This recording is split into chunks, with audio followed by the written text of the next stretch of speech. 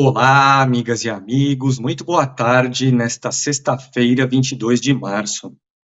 Nesta semana, a Câmara dos Deputados aprovou uma lei que muda o ensino médio no Brasil. Foi, digamos assim, uma reforma, daquela reforma feita em 2017 no governo Michel Temer. Aquela reforma de 2017 tinha uma lógica de, basicamente, ampliar o ensino de conteúdos específicos, conteúdos mais técnicos. Essa reforma de agora vai no sentido contrário, de ampliar o ensino dos conteúdos mais gerais, mais humanistas. Foi uma proposta do governo Lula, apresentada no ano passado.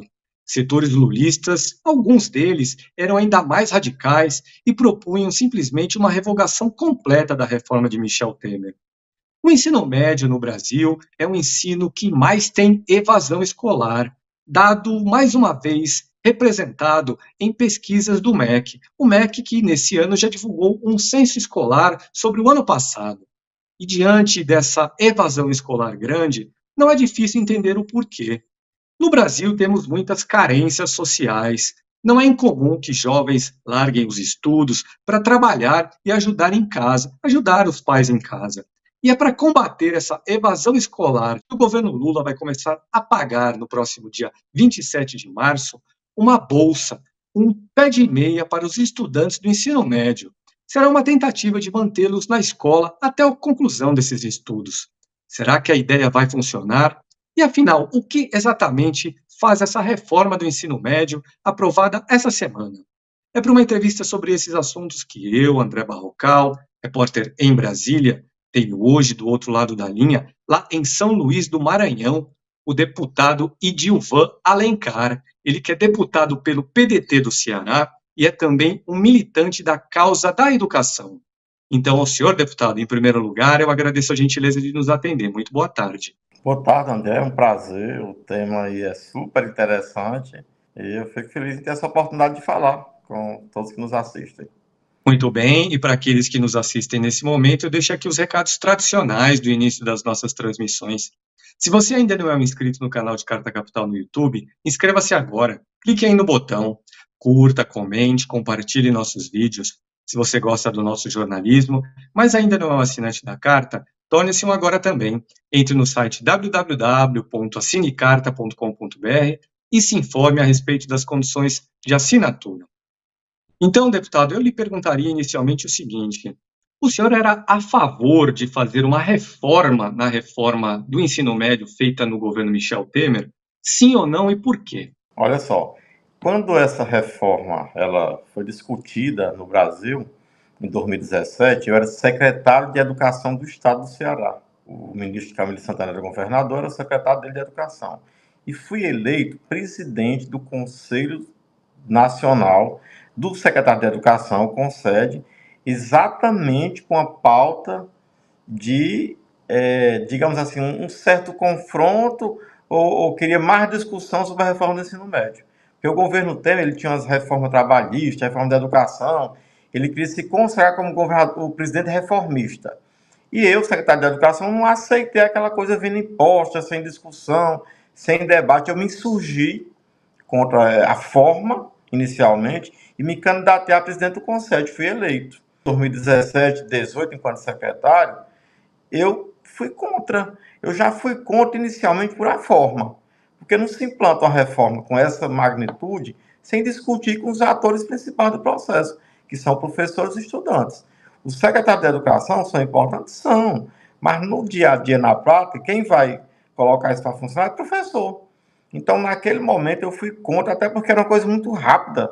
E o secretário de Educação não sabia nem como falar isso para a rede, como era que ia acontecer. E também eu achei ele inexequível desde o começo. Quer um exemplo? Itinerário profissionalizante. Como é? E tinha até um comercial de TV que dizia o seguinte: olha, você vai poder escolher, jovem. O jovem vai escolher fazer educação profissional como? Se a sua escola não tem condição, não tem laboratório, não tem professor, como é que o jovem, eu vou escolher fazer eletrônica? Como assim? Eu também tinha uma suspeição que essa parte profissionalizante vinha da iniciativa privada, que era simplesmente alguém fazia a parte propedêutica, ia lá no mercado e fazia um curso profissionalizante. eu acho que ela tinha um pouco esse viés. Então, eu sou contra essa reforma desde 2017. Fui contra quando secretário de Educação, presidente do Conselho e como parlamentar, desde o início que eu digo, isso aí não caiu no agrado dos professores, digamos assim. Isso aí não é uma reforma que conta com o apoio do professor, inicialmente. Então, não tem como prosperar. Esse argumento é muito forte, né? E aí também eu vi desaparecer ou reduzir algumas disciplinas que eu acho fundamentais e fundantes, como sociologia, filosofia, né? Com educação física, tinha escola que não estavam ofertando só em um ano do ensino médio. Então, eu coloco aqui algumas questões aí de forma, de conteúdo, que desde 2017 eu sou contra essa reforma. E o senhor diria, ou acha que é um exagero dizer, que essa reforma lá de trás de Michel Temer, ela se propunha a promover a formação de mão de obra e não de seres humanos no ensino médio? Era essa a lógica dela? Rapaz, a gente nem entendia qual era a mulher que ele queria chegar, a lógica. Eu não, nem entendia essa lógica, né? É tanto que lá no Conselho, a minha pauta do Conselho, quando eu fui eleito, foi contra essa reforma. Eu ganhei por um voto só, foi 14-3, uma disputa apertada ali, né? E eles fazendo movimento dentro do MEC para que eu não fosse eleito. Mas, olha, a grande questão é essa, eu acho que tinha um viés aí que ia muito no sentido da iniciativa privada. Eu percebia que era como se a iniciativa privada pudesse ofertar uma parte desse currículo. Isso aí desde o começo, porque quando eu disse assim, olha, a escola pública não tem condição de fazer essa oferta que estão se propondo, especialmente no itinerário profissionalizante. Então, mas aí poderia ter um certificado vindo de um curso técnico vindo da iniciativa privada, então eu via dessa forma. Então, aí, sem debate, sem respeitar as pessoas, e o fato, ó, 2017, 18, 19, 20, aí vem a pandemia, 21, nós estamos há 6 anos, 7 anos que essa reforma não anda, só para entender a complexidade. Se fosse uma causa de boa aceitação e de fácil execução, já tinha acontecido, e não aconteceu. E aí a reforma, ela tem aí, digamos assim, o azar ou a sorte de pegar o governo Bolsonaro, que de educação não queria nem saber, que isso era de revólver, de arma, não sei o quê. É uma pauta que ele fugiu à margem, né? É só ver a qualidade dos ministros que ele colocou no MEC, né? No final, foi até ministro preso, né? Então, assim, aí a reforma não deu certo em 17, 18, aí chega o governo Bolsonaro, coloca uns ministros sem entender de educação, e aí vem a pandemia, e aí quando o Camilo assume, né, ele encontra essa situação, esse abacaxi, digamos assim. E eu até disse, olha, não foi o senhor que criou, mas vai ter que resolver. Vai ter que resolver, porque enquanto isso tem jovens nesse país inteiro indecisos, sem saber para onde vão. Porque o ensino médio, historicamente, é o grande problema da educação brasileira. Nós temos vários, alfabetização, todos, né?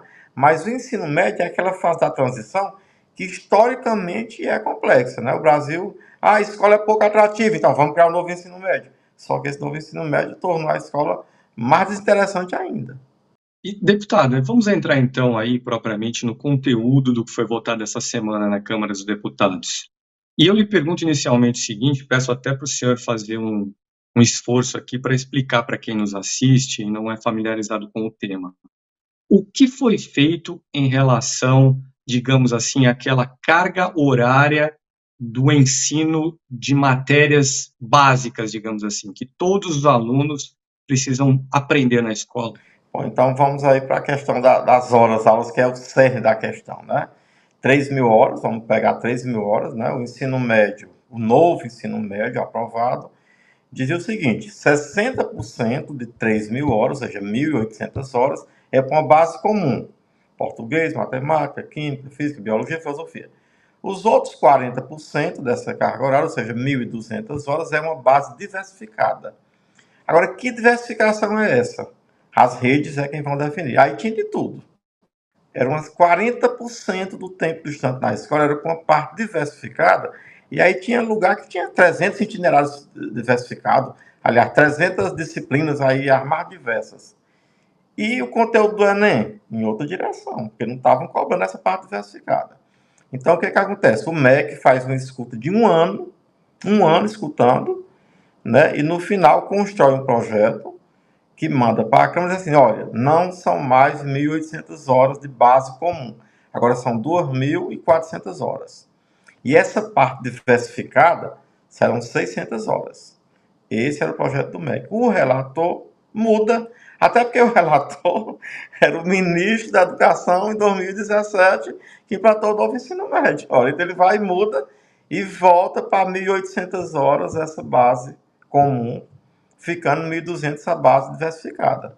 Quarta-feira, nós aprovamos um relatório, o relator ele recuou da proposta dele, que diz que agora o novo ensino médio tem 2.400 horas de base comum, ou seja, português, física, matemática, química, e 600 horas da parte diversificada. Com uma mudança na educação profissional, porque a educação profissional tem especificidade. Por exemplo, um curso técnico de enfermagem, ele tem uma carga horária alta, então ele avança um pouco.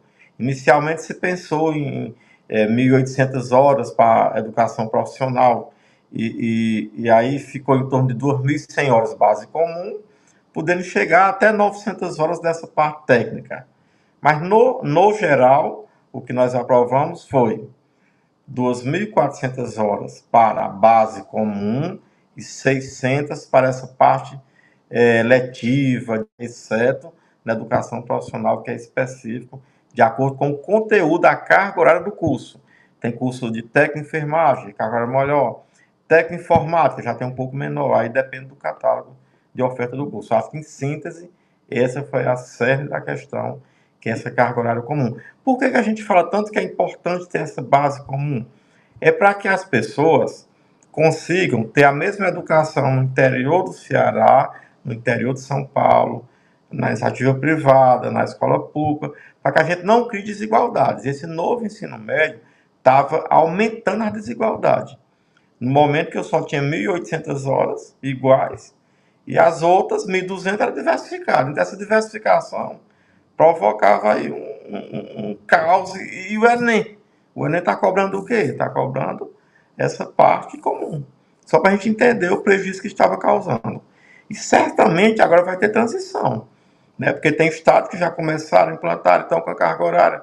Então, as redes estaduais vão ter um trabalho aí enorme, espero que com boa orientação do MEC, para fazer essa transição do que já iniciou. Mas eu imagino que após essa aprovação, que nem era o que a gente queria, né? Inicialmente era bom a gente começar a estudar, mas também a gente tem que entender o contexto político, o que é razoável, o que é negociável. Não dá para a gente querer fazer exatamente como nós pensamos, né? A gente tem que ter uma questão plural para chegar a um acordo. Eu acho que o Brasil peca muito por isso. Eu penso assim, então eu quero assim, então. Não pode ser dessa forma. A gente tem que tentar conjugar vários pensamentos, várias visões e chegar a um acordo. Foi o que aconteceu dessa forma. O MEC de parabéns porque conseguiu um acordo. A gente também agradece o relator que, de certa forma, recuou com essa carga horária. Ainda temos problemas? Temos. E a gente até vai falar na sequência, mas eu acho que foi um dia positivo para a educação brasileira essa noite de quarta-feira. E a propósito, especificamente aí no aspecto político desse tema, o relator, ou seja, aquele deputado a quem coube dar a cara final do que foi votado, o senhor já chamou atenção para isso, é aquele que foi o ministro da Educação no governo Michel Temer, que fez a reforma, o deputado Mendonça Filho, ele que é de Pernambuco. O senhor pode explicar para as pessoas como que é que essa relatoria caiu nas mãos do deputado Mendonça Filho? E qual é o sentido de ele cuidar de desfazer uma reforma que ele mesmo fez? Olha só, as perguntas têm que ter um grau de dificuldade, mas não pode ser uma dificuldade desse tamanho, não. Onde é que eu vou achar uma resposta para essa tua pergunta? Não dá para explicar. Né? Se o ministro que fez o novo ensino médio, o MEC apresenta um projeto diferente desse novo ensino médio que ele programou, projetou, e ele é o relator. Então, essas coisas eu realmente não. Juro por Deus que eu não tenho explicação para isso. Por isso que foi toda a dificuldade, né, da gente conseguir chegar numa concertação, num arranjo que fosse aí de como uma coisa. Mas no final das contas, né, ele recuou. Ele recuou, isso que é importante. Por quê? Porque foram feitos muitos movimentos, né, dos estudantes, dos professores, dos parlamentares, a bancada da educação, né, eu lembro que o deputado Moza ajudou muito, o deputado Rafael da Frente Parlamentar, tinha muita gente envolvida, eu estava lá, estava o Guimarães, estava o deputado Pedro Campos, a Tabata, a, a, Pedro Campos, de Pernambuco, também estava a Duda lá de Minas Gerais, deu contribuição, estava o pessoal do PSOL sempre muito atuante, muito ativo, Rogério Correia. Então, eu acho que teve um grupo de deputados ali que entendeu, olha, a gente não pode trabalhar o ensino médio que não esteja em consonância, que não seja execuível, e até porque quem vai executar isso é professor, é diretor de escola, não dá para a gente imaginar um determinado processo, uma mudança nesse ensino médio e se ao meu bem e querer, do jeito que eu quero, né, do meu bel prazer, não pode ser dessa forma. Então, eu acho que o recuo do relator foi fundamental. E a ação do ministro, né, o MEC teve um papel importante, tanto na escuta, né, porque esse propósito não foi assim, o MEC quer dessa forma, não, o MEC escutou um ano, né, teve as conferências, né, de educação que também alertaram nesse sentido, e no final ele foi assim, entrou firme no processo, tanto que na quarta-feira, na hora da votação, o ministro Camilo estava lá no plenário, né, só para entender a importância. Então, acho que, digamos assim, entre mortos e feridos, a gente conseguiu um bom resultado, não do agrado de todo mundo, mas eu acho que um avanço que a gente possa realmente se deter sobre as grandes questões, né, da educação brasileira, que são os resultados. Ainda temos baixo desempenho, temos evasão alta. Então, assim, a gente tem que ir para essa questão central, depois de resolvido esse ponto aí, né, curricular, da forma, das diretrizes. E o senhor, então, explicou anteriormente aí que nós, nessa mudança no ensino médio, nessa contra-reforma do ensino médio, nós vamos ter, então, a ampliação de 1.800 horas de aula para 2.400 horas de aula ao longo dos 3 anos, né, do ensino médio, daquele conteúdo básico, digamos assim. Era esse mesmo o nível de conteúdo básico antes da reforma de 2017, correto? Bom, a gente não pode afirmar se antes de 2017 era dessa forma, né? Até porque a gente não, o ensino médio ele sempre foi tratado como uma etapa mais problemática e mais assim menos atrativa na escolaridade, sempre a mais complexa, até porque é o resultado cumulativo do que acontece na educação infantil, no ensino fundamental. Então você tinha a LDB como essa grande pilar da educação brasileira e você tinha o ensino médio que tinha as 13 disciplinas, né? Português, matemática, com essa carga horária definida. As redes tinham uma certa liberdade em relação a essa definição. Por exemplo, a questão da educação física, do espanhol, da filosofia, sociologia, alguns estados davam mais ênfase, né? Então a gente tinha, na verdade, uma carga horária até maior nessa parte comum. Eu não diria que a gente tinha somente 2.400, não. A gente tinha uma carga horária bem maior. Agora, sim, com o avanço do tempo integral, que é essa a proposta que o Brasil caminha, e aí também a gente tem que dar os métodos, desde 2017 começa, esse avanço se intensifica. Então, como a gente tinha uma escola de um turno, basicamente, há uma década atrás, isso é tudo muito recente, o tempo integral, a gente tinha horários diferenciados. A gente não pode dizer que tinha essa mesma carga horária, até porque o Brasil avança para o tempo integral, era outro contexto, outra realidade. Os problemas eram os mesmos, né? A questão do baixo desempenho, da questão da evasão alta, distorcionalidade séria, né? O Brasil não está bem nos rankings mundiais, isso é verdade. Eu até costumo dizer, né, que a educação brasileira ela ainda tem uma foto sofrível. O quadro atual, o contexto ainda é assim, mas a gente também consegue ver uma evolução. A gente não pode, de forma alguma, deixar de dizer que o Brasil não evolui na educação. Nós somos um país que deu acesso, que incluiu, né, que tem uma oferta maior, isso aí é fato. É também fato que nesses últimos 4 anos, né, tivemos aí retrocesso, né, de 19 a 22 tivemos retrocesso por a pandemia, né, por a pandemia que desabou em todo mundo, tá aí o PISA para mostrar desabar os resultados educacionais, e também para o governo que fazia descaso da educação, né, fazia um pouco de deboche da educação, não estava disposto a apostar nessa política de educação, as pautas sociais não interessavam. Isso é fato também. Deputado, a atual oposição, que era o governo Bolsonaro aí até 2022, nesse ano conseguiu empunhar a bandeira da educação dentro da Câmara dos Deputados, a partir da eleição do deputado Nicolas Ferreira, ele que é do PL de Minas Gerais, para comandar justamente a Comissão de Educação. O senhor podia contar para quem nos assiste aqui como foi que o bolsonarismo se comportou nessa votação da nova lei do ensino médio? Bom, vamos nós. Eu fui eleito na quarta-feira como vice-presidente da Comissão da Educação. Eu já estou lá há 6 anos, né? Vou fazer parte aí da mesa, né? Um movimento aí que teve muito apoio do presidente da Frente Parlamentar, do Rafael, da bancada do PT, do PSOL, do PCdoB, do PDT, né? E MDB também, PCdoB. Então, muitos partidos, tanto que eu tive uma votação bem expressiva. E assim, eu não diria que a direita empunhou a bandeira da educação, não diria dessa forma. Eles, por um acordo, né, como tiveram uma bancada, né, representativa com muitos deputados, eles tiveram direito à presidência da Comissão da Educação. Há uma diferença entre eu dizer que a direita hoje preside a Comissão da Educação e está defendendo a educação. Há uma diferença, eles estão lá na presidência. Mas, inclusive, a gente tem um cuidado, né, e a gente, de ficar somente nessa discussão ideológica. Ah, vamos fazer. Ontem na pauta tinha moção de repúdio a não sei quem, ao professor tal, ao Alckmin.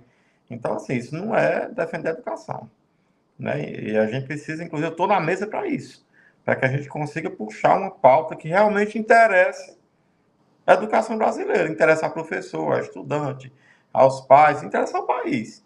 Né? Então, assim, nessa votação, eles normalmente falam pouco, né? Tinha pouca gente fazendo defesa contra ou a favor. Né? Por a expressividade dos votos, eu acho que votaram a favor, né? Por a quantidade de votos. Mas, assim, não dá nem para a gente saber se eles têm uma posição sobre isso, porque realmente é uma pauta que eles não costumam debater.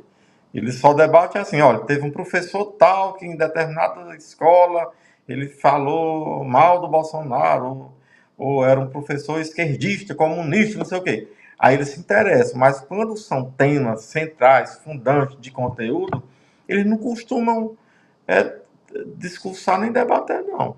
Por exemplo, assim, o ensino médio tem as 13 disciplinas, a educação profissional, 2.100 horas. Eu não costumo ver esse debate, não. Pelo menos no meu quinto ano como parlamentar, estou indo para o sexto, eles normalmente não gostam desse debate. Eles gostam desse debate botar detector de metal nas escolas. Aí eles estão lá durante. Moção de repúdio, legislação para punir professor que quer doutrinar aluno, escola cívico-militar. Bom, a única pauta que eles defenderam veementemente nos últimos 4 anos era a escola cívico-militar. Mas quando você vai para uma pauta que requer mais conhecimento, eles normalmente não são muito de debater, não. Eu acho que eles não é muita praia deles, não. Perfeito. E, deputado, eu queria abordar agora aqui a educação de forma mais ampla. Até o senhor já mencionou aí que nós temos no Brasil uma situação difícil. Para fazer essa abordagem, eu gostaria primeiro de pedir ao Cacau, nosso produtor, para pôr no ar um material que a gente preparou para essa entrevista, que é a distribuição do eleitorado brasileiro do ano de 2022 por faixa de escolaridade. São dados do Tribunal Superior Eleitoral. Cacá, põe no ar aí esse gráfico. Esses são dados, então, do Tribunal Superior Eleitoral, referentes à eleição de 2022. Naquele ano, o Brasil tinha 156 milhões de eleitores. E como eles se distribuíam por escolaridade? 42% tinham o ensino médio, completo ou incompleto. 29% tinham o ensino fundamental, também completo ou incompleto. 16% tinham o ensino superior, completo ou incompleto. E os demais, aí, 13%, eram analfabetos ou tinham algum tipo de alfabetização precária. Então, deputado, a gente viu aí, com base nos dados, que é possível chegar à seguinte conclusão, que no Brasil nós temos aí 40% dos eleitores que estudaram, teoricamente, no máximo até 14 anos. Esse é um número que me chama a atenção e acho que é muito bem didático sobre a realidade brasileira, não, o senhor concorda? Nós somos um país com imensas carências, certo? Com certeza. Inclusive, é um dado que chega a ser assustador, né? que é 40%, né? 40% é muito alto. E imagino que deve ser um dado que, quando você faz uma comparação com os outros países do mundo, a gente deve estar aí bem abaixo de qualquer média. Isso certamente reflete em várias questões. Reflete na questão do voto, no tipo de discurso, na política, né? Que tipo de política é mais importante para determinado segmento com determinada escolaridade? É política social? É política armamentista? O que é que interessa de fato a esse eleitor? Então, isso aí serve também para uma série de diferenças. Eu não diria que, né, inclusive quando você vê os movimentos políticos no mundo inteiro, a gente não pode nem inferir que assim, a pessoa mais escolarizada tem uma condição de escolher melhor seus governantes, não sei o quê. E hoje em dia é até complicado você falar isso, né? Quando você vê aí, né, o Portugal, eu acho que assim, a história é cíclica, né? E existe toda uma conexão entre os países, né? As coisas não são dissociadas, né? A gente vê essa eleição americana. A eleição americana vai se repetir uma polarização entre os dois candidatos, né? E a gente assistiu há pouco tempo esse filme, estamos vendo de novo.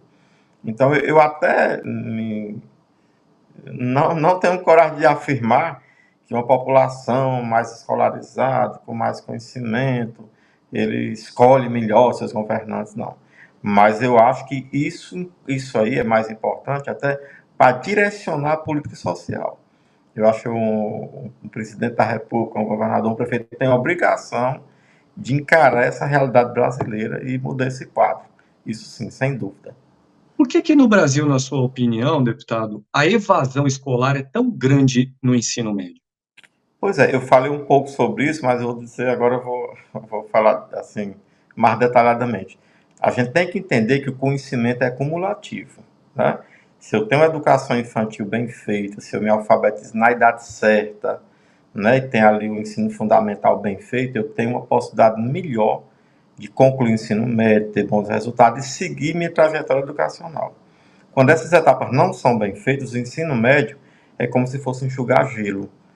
Você não tem mais muitas possibilidades. Então, o aluno já passa por outras etapas e está nessa transição ali entre o ensino superior, que alguns conseguem chegar, não é quantidade alta, mas é assim.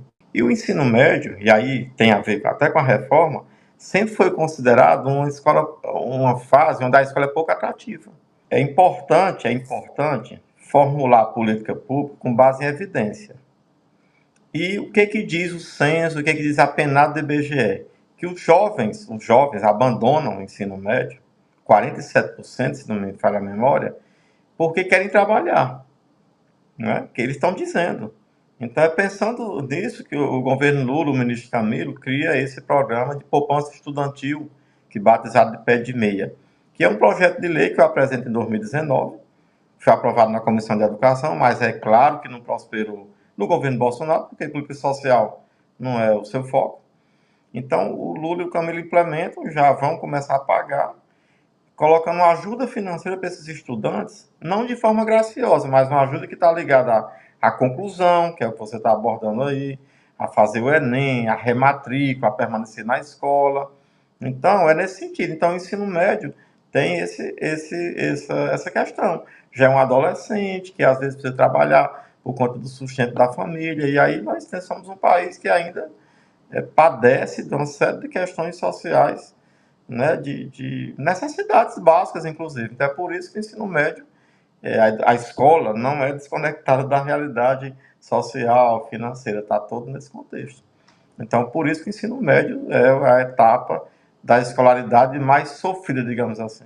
E eu chamo atenção aqui para quem nos assiste que em fevereiro o MEC divulgou um censo escolar e esse censo mostrou mais uma vez que o ensino médio é justamente aquele com maior evasão. Mas, deputado, então o senhor mencionou aí o programa do governo federal Pé de Meia, inclusive eu não sabia, era uma ideia que o senhor havia proposto há 5 anos, que consiste numa bolsa que vai ser paga para estudantes do ensino médio para tentar fazer com que eles não abandonem os estudos. E antes de lhe perguntar um pouco mais a respeito também, vou pedir ao Kaká mais uma vez para pôr no ar aqui Nesse caso, é um trecho do discurso feito pelo ministro Camilo Santana da Educação durante um evento no início desse ano, que detalhou um pouco mais como vai ser paga essa bolsa, pagamento que começará no próximo dia 26 de março. Cacá, vamos lá com o ministro Camilo? Nós vamos ter aí um valor geral de R$ 9.200 para cada aluno durante o ensino médio brasileiro. Serão R$ 200 na matrícula, serão 9 parcelas de R$ 200 mensais, ou seja, serão 10 parcelas de R$ 200 ao longo do ano e um depósito de R$ 1.000 ao final da conclusão de cada ano do ensino médio brasileiro. Quais são as condicionalidades para o jovem? Primeiro, precisa estar inscrito no Cade Único. Nós vamos priorizar agora os jovens do Bolsa Família. Depois, que é em torno de 2,5 milhões de jovens brasileiros. Depois, garantir a frequência em no mínimo 80% desse jovem vai ter que garantir a frequência ao longo do ano. E recebe os R$ 1.000 após a aprovação naquele ano letivo, daquela série, daquele ano do ensino médio. Então, deputado, nós vimos aí como que vai ser paga essa bolsa. O senhor acredita que ela vai dar certo, que esses valores anunciados são valores capazes, sim, de combater a evasão escolar? Olha, no dia da aprovação dessa poupança estudantil, eu até disse, é um dos dias mais felizes enquanto parlamentar, enquanto educador. Porque eu apresentei essa proposta em 2019, projeto de lei, foi aprovado na Comissão de Educação em 2021 e tal, e as pessoas perguntaram assim, mas isso é muito caro, Divan, isso é muito caro, deputado. Caro é o custo social de ter jovem fora da escola. Inclusive hoje, o ministro Camilo Santana vai estar aqui no Maranhão, em São Luís, lançando esse programa. Ele está indo no Brasil inteiro, já lançou lá no Ceará, lançou em Minas Gerais, em Paraná, em vários estados. Então, assim, isso é importante. Eu acredito muito. Até porque, como eu falei, é o que está dizendo a penada do IBGE. Eles querem trabalhar. Então, se eles querem trabalhar, e a gente acha que não é o momento, que a educação é importante nessa etapa da sua vida, que ele pode ter um emprego melhor no futuro, então essa ajuda financeira faz toda a diferença. Porque R$ 200 para uma pessoa, um jovem que está no Cade Único, uma pessoa que tem necessidade, é um valor razoável. E ao longo dos 3 anos ele chega a R$ 9.200. Eu até digo assim, eu falei, Camilo, esse é um dos programas mais importantes da educação brasileira. Eu acho aí que, mais uma vez, o Lula vai entrar para a história, ele que já ampliou o Instituto Federal, que criou, né, o FIES, ProUni, ele tem uma marca aí muito forte na educação brasileira, inclusive com muita educação profissional na época, quando o Haddad era ministro. Então, eu acho que esse programa ele é forte, ele vem para ficar, e a gente tem que apoiar. Eu acho que ele vai, sim, reduzir a evasão escolar. Eu aposto fortemente nessa ação do governo federal, como uma das mais importantes desde que Lula voltou, agora recente, em 2023. E o senhor falou sobre ser uma marca do governo Lula 3. Eu ouço de vez em quando de alguns parlamentares no Congresso a avaliação de que talvez faltasse ao governo Lula 3 uma marca como tiveram os governos anteriores, que as medidas de agora, lançadas até agora são, digamos, resgate daqueles 2 mandatos anteriores. Então eu queria lhe perguntar se o senhor acredita mesmo que o ensino médio e essa bolsa para manter os alunos estudando no ensino médio pode ser uma bandeira, a marca do governo Lula 3, e aproveito para lhe pedir uma avaliação mais ampla sobre o governo de maneira geral. Nós tivemos nessa semana também uma reunião ministerial do presidente da República, na qual ele discutiu aí, por exemplo, algumas medidas que o governo pode vir a tomar diante de quedas recentes na sua popularidade. Quando eu apresentei esse projeto de lei, foi com base numa pesquisa, né, que eu fiz, e encontrei uma experiência no Rio de Janeiro, uma comunidade onde se deu um auxílio e reduziu a evasão. Você também tem experiência recente no estado de Alagoas, que eles conseguiram dar uma bolsa, que também serviu de inspiração. Mas nunca numa escala dessa forma, né? Eu até não sei se algum país do mundo faz isso, desconheço, vou até pesquisar. Não é que eu queira que está puxando a brasa para o lado da educação, por ser educador, mas eu entendo que essa poderá ser a marca do governo Lula. É muito forte, é muito importante, né? Você, no Brasil inteiro, as escolas públicas ter esse benefício para os jovens, né? Você pode falar do tempo integral agora com mais fortaleza, né, nesta fala, nesse debate de redução de evasão escolar. Eu aposto firmemente que essa vai ser uma marca do governo Lula. Não tenho nenhuma dúvida disso. Você me pede uma avaliação do governo Lula, né? E aí eu volto um pouquinho no passado, né?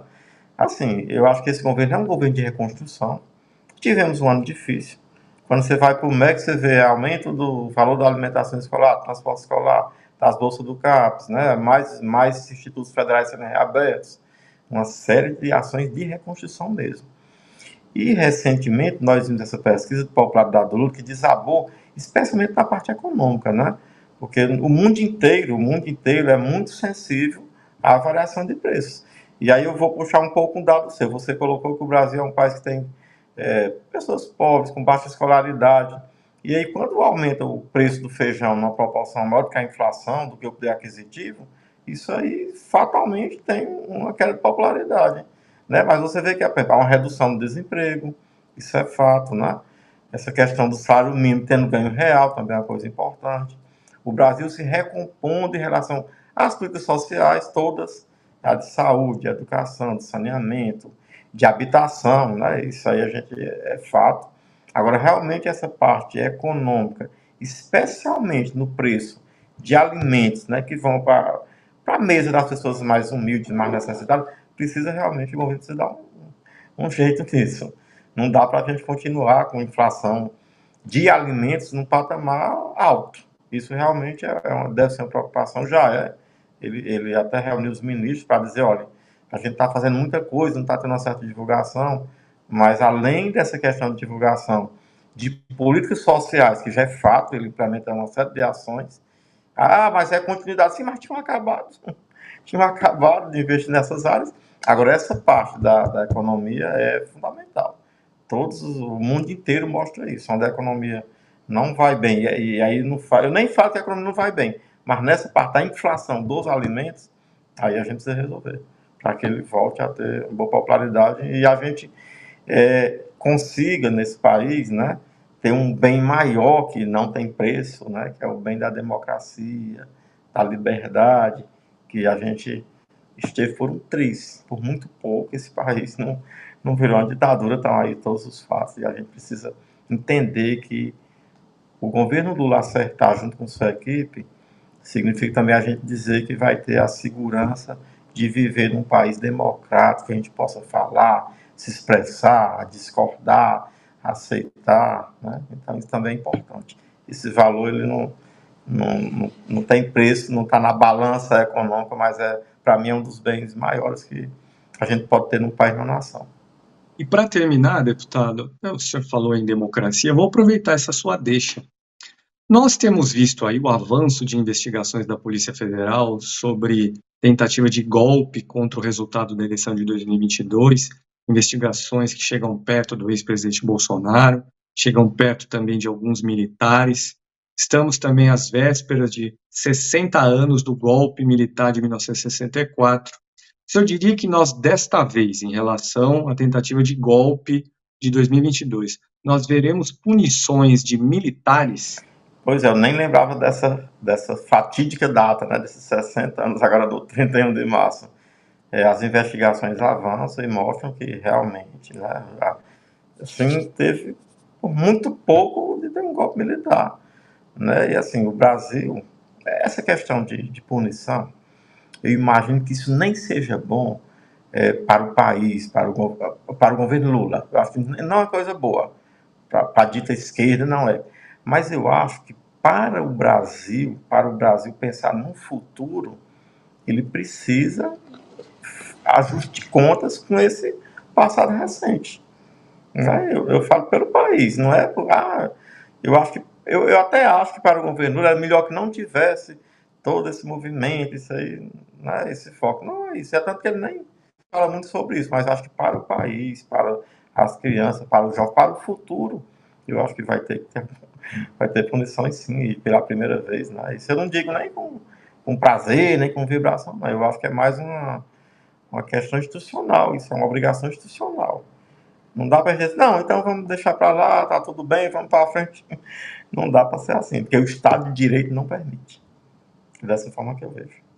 Perfeito, deputado. Então, com essa sua resposta, eu gostaria de encerrar nossa entrevista e de mais uma vez agradecê-lo pela gentileza de ter atendido ao nosso pedido. Muito obrigado. Eu que agradeço, bem amplo aí, passando de educação para política, para diversos temas. Não, para mim é um prazer também falar para vocês. Muito bem, para aqueles que nos acompanharam até agora, eu vou renovar os recados do início da transmissão. Gosta do jornalismo da carta, mas ainda não é um assinante nosso?